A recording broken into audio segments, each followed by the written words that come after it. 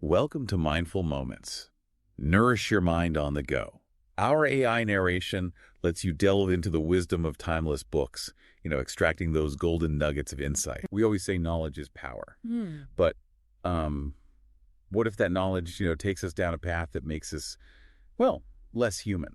Yeah, it's like, what if it turns us into something, I don't know, monstrous? That's a pretty dark thought, but it's exactly what H.G. Wells explores in The Invisible Man. Oh, absolutely. Yeah. It's not just some sci-fi thriller. This book really forces us to look at, like the dark side of wanting to know everything and what happens when you let ambition run wild. I'm really glad you put it that way. It's a great setup for what we're going to dive into today. Yeah. So, what happens when somebody gets ultimate power? I mean, literally the power to become invisible. Yeah, and not just that, but like the mental and moral cost of that power. Like, how does it change them? And how does society react to something it doesn't understand? Yeah. Something it fears. Right. And Wells sets this whole thing in this quiet little village, Iping in England, and then boom, this mysterious stranger shows up and throws everyone's lives into chaos. Okay, so picture this.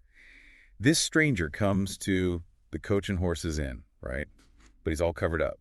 Bandages on his face, a big hat pulled down low, and these thick glasses so you can't even see his eyes. It's creepy, right? Wells just creates this immediate sense of something's not right with this guy. Like he's hiding something. Totally. And then there's his behavior. He's Yeah. like super secretive, wants to be alone all the time, snaps at anyone who even comes close. And he spends all his time locked in his room doing these weird experiments. It's no wonder people start thinking he's into dark magic or something. He becomes this walking mystery, and the villagers start making up all sorts of stories about him. It's fascinating, right? How Wells taps into that, I don't know, that basic human fear of the unknown. We do it all the time, even now. Oh, yeah, for sure. Like when? We get scared of what we don't understand, and it can turn into prejudice or even violence. Exactly. And then the tension just builds and builds until, bam, we find out the stranger is invisible. Yeah, that's the big reveal. This guy they've been living with is something Yeah. other, something terrifying. It's like their whole world gets flipped upside down. And how do they react? Fear, panic. They just want him gone. Makes sense. They form a mob, chase him out of town. It's all driven by that primal fear we were talking about. Okay, so let's talk about the man himself, Griffin. He's this brilliant scientist, totally obsessed with uncovering the secrets of invisibility. Oh, yeah. Brilliant, but ambitious. Dangerously ambitious. He's so focused on his research that he just completely forgets about, being human. And about the consequences, right? Exactly. Like, what's this going to do to the world? He doesn't even think about it. And here's where Wells gets into the psychology of invisibility. At first, Griffin's loving it. He can move around unseen, watch people, do whatever he wants. It's like ultimate freedom. Yeah, but that feeling doesn't last. He starts to realize that being invisible actually cuts him off from everyone. He can't even eat without people freaking out. He's always freezing. It's like all those things we take for granted, a touch, sharing a meal, a look from someone who knows you.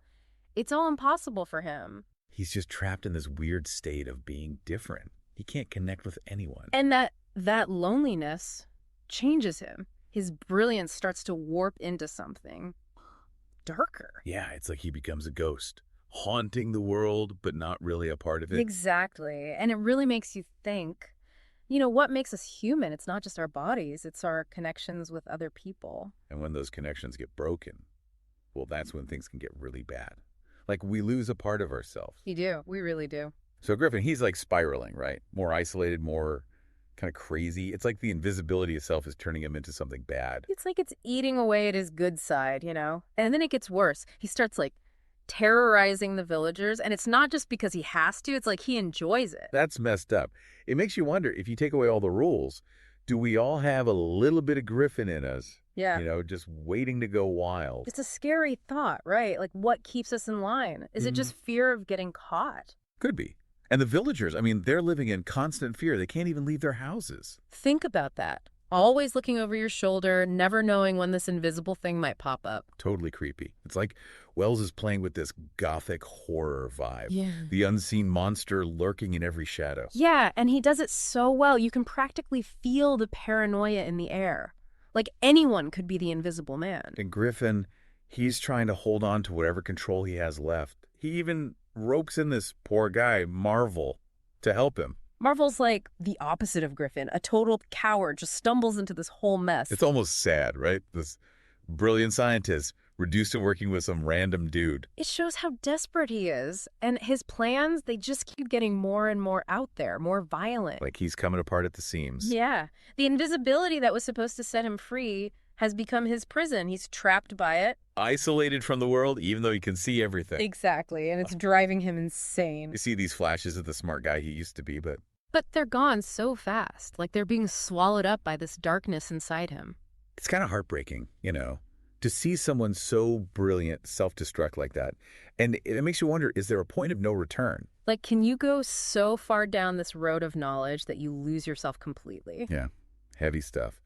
And then Griffin does something really unexpected. He goes to this Dr. Kemp, an old friend from college. He's looking for help, right? Like, maybe Kemp can fix him. But Kemp realizes pretty quickly that Griffin's gone way too far. It's not about science anymore, it's about power. Yeah, Griffin's obsessed with controlling everything, with making people fear him. And he tells Kemp his whole plan, this terrifying vision of a world ruled by the Invisible Man. It's chilling. Like, you see the last bit of the scientist twisted into this monster. And Kemp, he's trapped. He can't talk Griffin out of it. He can't appeal to his better nature. So he makes a choice, a really tough one. He betrays Griffin, tells the authorities everything. He has to try and stop this, right? Before it's too late. And that sets up the final showdown. The villagers versus the Invisible Man. So it all comes down to this. Griffin's trapped, he's desperate, and he's got this crazy plan to unleash terror on the world. And Kemp, he knows he can't just stand by and watch it happen. He's got to do something, right? But what? It's a tough call, but he decides to warn everyone. He tells the authorities about Griffin, about his invisibility, about the danger. So now the hunt is on. The whole village is on edge. They're armed and ready to take down this invisible threat. Imagine the tension. They can't see him, but they know he's out there, somewhere. It's like a nightmare come to life. And then it happens. The final confrontation. The villagers, they finally corner Griffin. He's hurt, he's scared, and he's lashing out. The invisibility, it's both his weapon and his downfall. It makes him powerful, but it also isolates him, makes him an easy target in a way. Right, because he can't see where everyone is. Yeah. And in the chaos, he gets hit badly. As he's dying, the invisibility starts to fade. And the villagers, they finally see him, the monster who's been terrorizing them.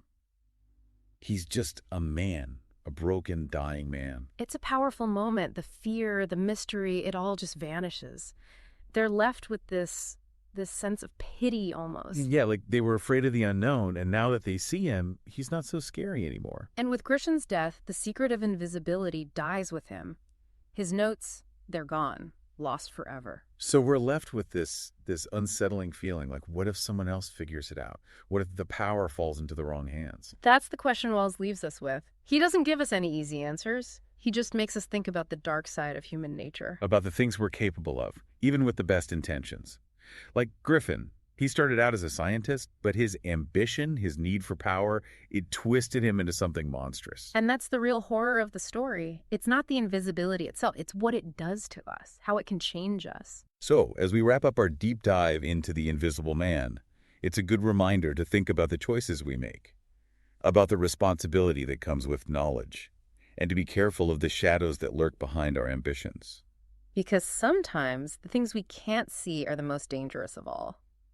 That's it for this deep dive. We hope you found it, well, insightful and maybe even a little bit unsettling. Keep exploring, keep questioning, and never stop diving deeper. And if you enjoyed this deep dive, Be sure to subscribe to our channel. we'll be exploring more amazing books and series. And don't forget to share this episode. And leave a comment.